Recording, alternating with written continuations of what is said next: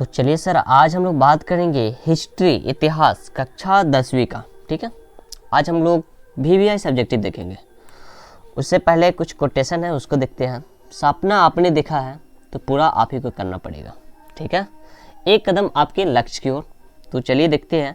Sir, अगर channel पर नए हैं तो आप एक बार चैनल को सब्सक्राइब कर लेंगे। ठीक है, और सेकेंड चैनल राह ज़िंदगी की एक मोटिवेशन चैनल है, जिसको आप लोग सपोर्ट कीजिए और उस चैनल को भी सब्सक्राइब कर लीजिए। ठीक है, तो चलिए प्रश्न संख्या देखेंगे हम लोग। प्रश्न ए है, चंपारण सत्याग्रह आंदोलन क्या था, कारण बताना। ब्रिटिश शासन के अंतर्गत देश के सभी वर्गों के नागरिकों की आर्थिक दशा अत्यंत खराब थी। बिहार के चंपारण जिले में रहने वाले निर्धन, भूमिहीन, वंचित कृषकों से वहां के जमींदारों एवं, ध्यान रखना है, जमींदारों एवं साहूकारों के द्वारा, किसके द्वारा, तो जमींदारों एवं साहूकारों के द्वारा जबरदस्ती नील की खेती करवाई जा रही थी।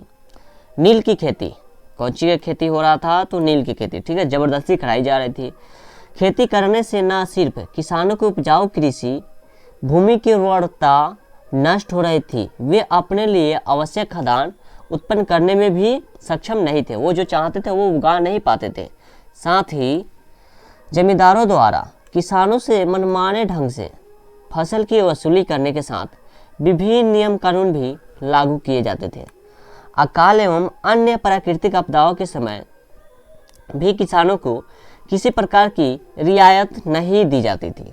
समय पर फसल जमा न करने वाले कृषकों को जमींदार के लठैतों के द्वारा बुरी तरीके से पीटा जाता था। ठीक है, उसके बाद ब्रिटिश सरकार भी इन कामों में जमींदारों और एवं साहूकारों का साथ दे रहे थे। कौन, तो ब्रिटिश सरकार किसको दे रहे थे, तो जमींदारों एवं साहूकारों का साथ दे रही थी। यूरोप में नील की अत्यधिक मांग थी एवं नील के निर्यात से ब्रिटिश सरकार को भारी मुनाफा होता था। अतः ब्रिटिश सरकार भी प्रत्यक्ष रूप से इन शोषक वर्ग के जिम्मेदारियों का, यानी कि जमींदारों का साथ दे रही थी। जमींदारों एवं ब्रिटिश सरकार के बढ़ते अत्याचारों से तंग होकर ही चंपारण के कृषक चंपारण सत्याग्रह आंदोलन के लिए मजबूर हुआ।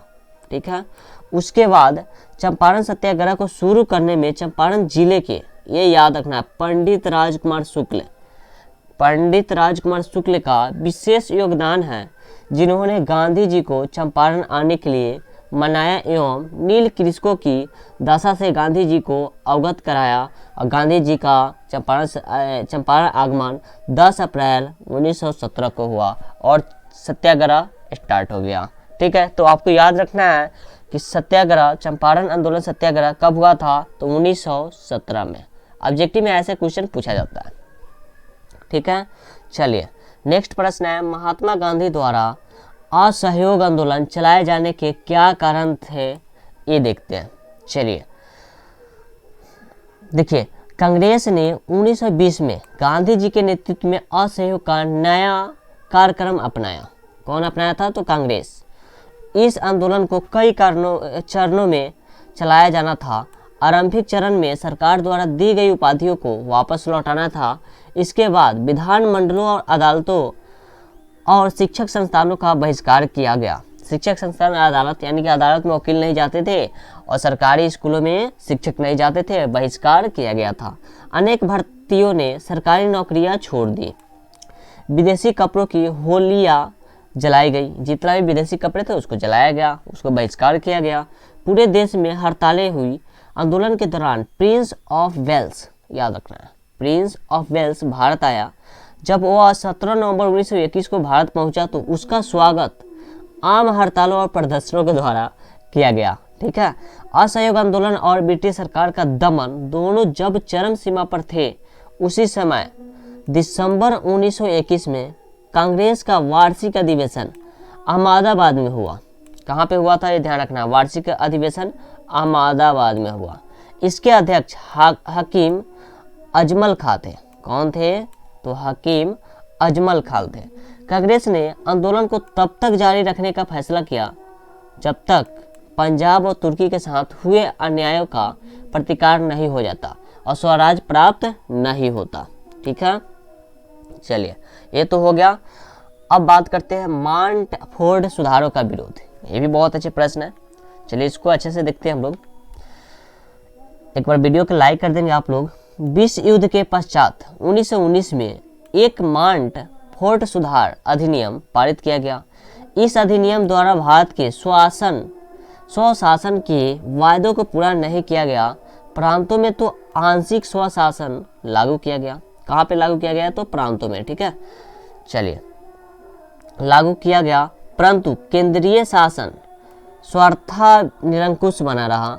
इस अधिनियम से किसी उग्रवादी को संतोष नहीं हुआ। इसके विपरीत उनका यह निश्चय दृढ़ हो गया कि स्वराज उन्हें दिया नहीं जा सकता, वह तो उन्हें छीनना होगा, जैसे भी करके छीनना होगा, ठीक है। ये आपका मांटफोर्ड सुधारों का विरोध है। नेक्स्ट बात करते हैं, तो बहुत अच्छे प्रश्न आप लोगों के बीच लेकर आए हैं, खिलाफत आंदोलन। चलिए इसको देखते हैं अब। प्रथम विश्व युद्ध समाप्त होने के बाद टर्की के साथ, देखिए टर्की के साथ जो अन्यायपूर्ण व्यवहार किया गया था उस पर वहाँ खिलाफत आंदोलन प्रारंभ हुआ। इसके समर्थन में भारत के अली भाइयों मोहम्मद अली और शौकत अली ने खिलाफत आंदोलन आरंभ किया। खिलाफत आंदोलन में कांग्रेस के नेता भी शामिल हुए और आंदोलन को पूरे देश में फैलाने में उन्होंने सहायता दी, ठीक है।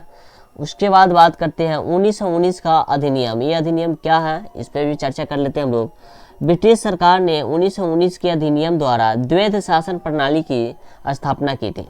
कौन सा प्रणाली? तो द्वैध शासन, याद रखना है। द्वैध शासन प्रणाली की स्थापना की 1919 के अधिनियम में, ठीक है। कांग्रेस के नेताओं ने इसके अंग्रेजों की कूटनीतिक चाल बताया, क्योंकि इसमें सांप्रदायिक चुनाव प्रणाली द्वारा हिंदू तथा मुसलमानों में फूट डालने का प्रयास किया गया था। जो 1919 का अधिनियम है उसमें हिंदू और मुसलमानों में फूट डालने का प्रयास किया गया था। अब बात करते हैं रॉलेट एक्ट। चलिए इसको देखते हैं। रॉलेट एक्ट को काला कानून कहा जाता है, याद रखेंगे क्या? तो काला कानून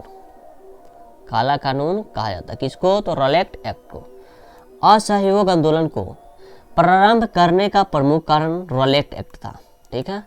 इस एक्ट के द्वारा किसी भी व्यक्ति को गिरफ्तार किया जा सकता था तथा कानून कार्यवाही किए बिना लंबे समय तक नजरबंद रखा जा सकता था। रॉलेट एक्ट का प्रमुख उद्देश्य राष्ट्रीय आंदोलन को कुचलना था, अतः गांधी जी ने इस एक्ट का व्यापक विरोध किया।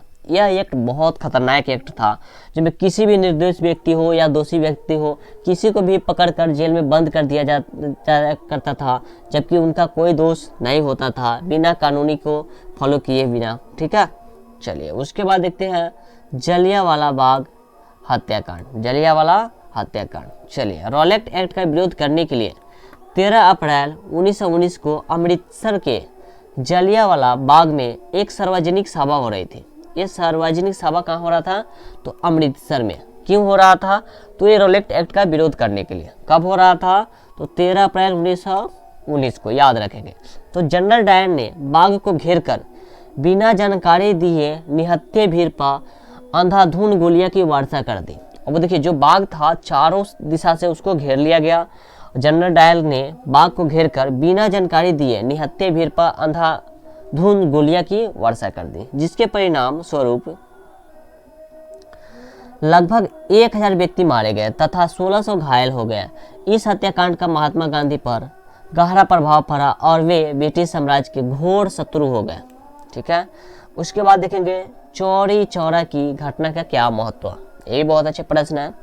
देखिए असहयोग आंदोलन पूर्णतः अहिंसक आंदोलन था, जिसमें हिंसा का कोई स्थान नहीं था। लेकिन 5 फरवरी 1922 को गोरखपुर यानी कि उत्तर प्रदेश में के चौरा चौरी नामक स्थान पर आंदोलनकारियों की भीड़ ने पुलिस थाना पर हमला कर अनेक पुलिसकर्मियों को जिंदा जला दिया गया। जो थाना था उसी में आग लगा दिया गया और बंद कर दिया गया गेट। बहुत सारे पुलिस उसमें जिंदा जल गए। इस घटना से गांधी जी काफ़ी दुखित हुए और उन्होंने तत्काल असहयोग आंदोलन को वापस लेने का निर्णय किया, ठीक है। अब उसके बाद बात करते हैं स्वराज पार्टी की स्थापना एवं उद्देश्य की विवेचना करें। ये भी बहुत अच्छे प्रश्न है। असहयोग आंदोलन की एकाएक समाप्ति से उत्पन्न निराशा और क्षोभ का प्रदर्शन यहाँ पे 1922 में कांग्रेस के गया अधिवेशन में हुआ, जिसके अध्यक्ष चित्तरंजन दास थे। कौन थे अध्यक्ष? तो चित्तरंजन दास थे। चित्तरंजन दास और मोतीलाल नेहरू ने कांग्रेस से असहमत होकर पद त्याग करते हुए 1922 ईस्वी में स्वराज पार्टी की स्थापना की। यहाँ से 1922 ऐड कर लीजिएगा, ठीक है, ये 1922 हो जाएगा। पार्टी की स्थापना की। स्वराज पार्टी के नेताओं का मुख्य उद्देश्य था देश के विभिन्न निर्वाचनों में भाग लेकर व्यावसायिक सभाओं एवं सार्वजनिक संस्थानों में प्रवेश कर सरकार के कामकाज में अवरोध पैदा किया जाए, ठीक है। वे अंग्रेजों द्वारा भारत में चलाई गई सरकारी परंपराओं का अंत चाहते थे। उनकी नीति थी कि नौकरशाही की शक्ति को कमजोर कर दमनकारी कानूनों का विरोध करना और राष्ट्रीय शक्ति का विकास करना एवं आवश्यकता पड़ने पर पद त्याग कर सत्याग्रह में भाग लेना, ठीक है। उसके बाद है सविनय अवज्ञा आंदोलन चलाए जाने का क्या कारण थे, ये बताना है। चलिए इसको भी देखते हैं। दिसंबर 1929 के लाहौर कांग्रेस अधिवेशन में कांग्रेस कार्य समिति को सविनय अवज्ञा आंदोलन आरंभ करने की स्वीकृति दी गई थी। वायसराय लॉर्ड इरविन ने लाहौर अधिवेशन के पूर्व स्वाधीनता प्रस्ताव को मानने से इनकार कर दिया था, परंतु गांधी जी अभी भी समझौते की आस रखते थे। अतः उन्होंने 30 जनवरी 1930 को, ध्यान रखना है कब, तो 30 जनवरी 1930 को लॉर्ड इरविन के समझ 2 मांगे प्रस्तुत की। गांधी जी ने यह घोषणा किया कि मांगे स्वीकार न होने की स्थिति में सविनय अवज्ञा आंदोलन आरंभ किया जाएगा।